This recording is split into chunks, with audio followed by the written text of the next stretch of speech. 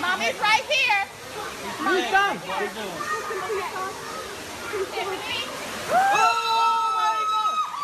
Oh my God! Isaiah. Okay, everybody back up. I'll take you. In theory, but in practice. Sounds good, but I wouldn't want to do it. There are people who I guess I'd call conservationists.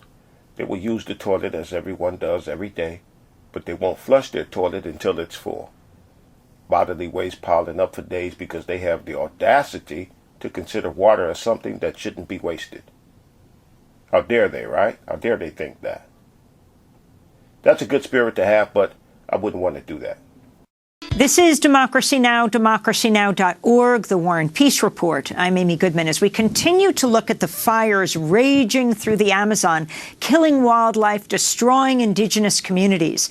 Still with us for this part two is Andrew Miller, Advocacy Director at Amazon Watch. Explain the science of what's happening, Andrew. Well, right now, Brazil is in what's called the burning season. So every year you do see these kinds of fires, which are related to agricultural activities. But the massive increase this year is directly related to the politics that are going on right now. It's directly related to the signals that Jair Bolsonaro is sending to the agribusiness industry. You know, there was, in August 10th, was declared the day of fire by farmers in the state of Pará.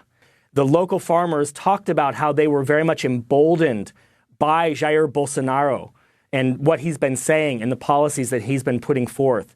So there's a direct correlation between what's happening at the national level and what's also happening at a local level. Before we are so quick to lay blame on the greed of the government officials catering to the greed of big agricultural companies, we need to understand that our wasteful attitude is the same as the government officials who sell out to these big companies. Okay? That was a comment I posted on a channel called Democracy Now! That was reporting on the happenings over there. And I posted that comment because before they did their reporting, I had been around looking and listening, and it was the same reaction from the people, which was none of that in Brazil was our fault. People did not want to acknowledge the connection with us in it. I'll put the link to her channel in the description box. It's from one of those annoying people who loves to pretend that the world is all about them. A coupon clipper. They aggravate us all, don't they? Holding up the line. We all become highly agitated when we're in line and we see somebody pull out those coupons, don't we?